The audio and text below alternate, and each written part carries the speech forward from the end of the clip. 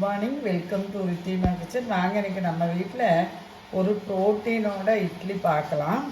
நான் வந்து பாசிப்பயிறு பருப்பு எடுத்திருக்கேன். இதில் ஒரு டம்ளர் எடுத்துட்டேன். நீங்கள் எந்த கிளாஸ்லேயோ கப்புலேயோ எதில் அளக்குறீங்களோ அதே அளவுக்கு அளந்துக்குங்க.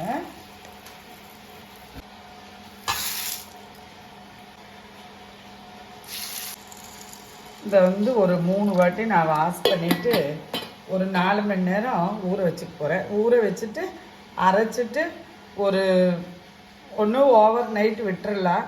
இல்லைன்னு சொல்லிச்சுன்னா நான் ஒரு 7 மணி நேரம் இதை வந்து ரெஸ்ட்டு கொடுத்துட்டு நான் இட்லி ஊற்றிக்க போகிறேன். காட்டுறேன். நான் வந்து இந்தளவுக்கு நான் கெட்டியாக அரைச்சிருக்கிறேன். இதை வந்து ஒரு 7 மணி நேரம் புளிக்க வச்சுக்க போகிறேன். பின்ன தான் நான் இட்லி ஊற்ற போகிறேன். இப்போ மூடி போட்டுடலாம், புளிக்கட்டும். நான் காட்டுறேன் பாருங்கள். மாவு நல்லா இந்த அளவுக்கு கெட்டியாக நான் வந்து அரைச்சிட்டு வந்துட்டேன்.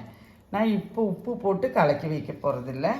நான் இட்லி ஊற்றும்போது தான் உப்பு போட்டு போகிறேன். வாங்க, நீ இட்லி ஊற்றும்போது நம்ம பார்க்கலாங்க. ஒரு 7 மணி நேரம் புளிக்க வச்சிட போகிறேன். பாருங்கள், நான் ஒரு 7 மணி நேரம் அரைச்ச மாவுக்கு ரெஸ்ட்டு கொடுத்துட்டாங்க. மாவு வந்து இந்த அளவுக்கு பொங்கி வந்திருக்குதுங்க. இப்படி தான் இருக்கும்.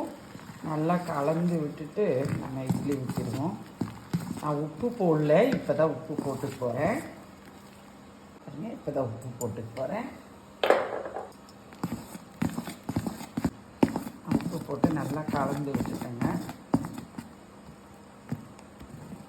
இட்லி ஊற்றிக்கலாம்.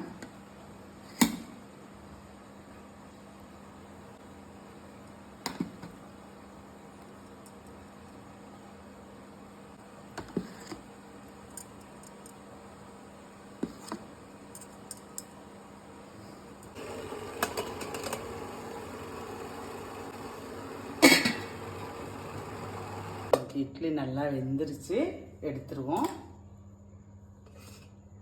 நமக்கு ப்ரோட்டீன் இட்லி ரெடி ஆயிடுச்சு.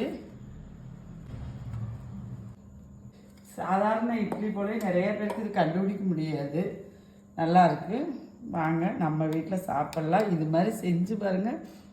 வெயிட் லாஸ்க்கு ரொம்ப பெனிஃபிட்டாக இருக்குதுன்னு சொன்னாங்க. அரிசி இல்லாதனால வெயிட் லாஸ்க்கு ரொம்ப நல்ல ஒரு இட்லி. வாங்க, கார சட்னியோடு நம்ம வீட்டில் சாப்பிட்லாம். வெயிட் லாஸ் பண்ணுறவங்க, கொஞ்சம் வயசானவங்கெல்லாம் ப்ரோட்டீனுக்கெல்லாம் இது ரொம்ப நல்லா சாப்பிட்லாங்க. வாங்க நம்ம வீட்டில் சாப்பிட்லாம். நன்றி, வணக்கம்.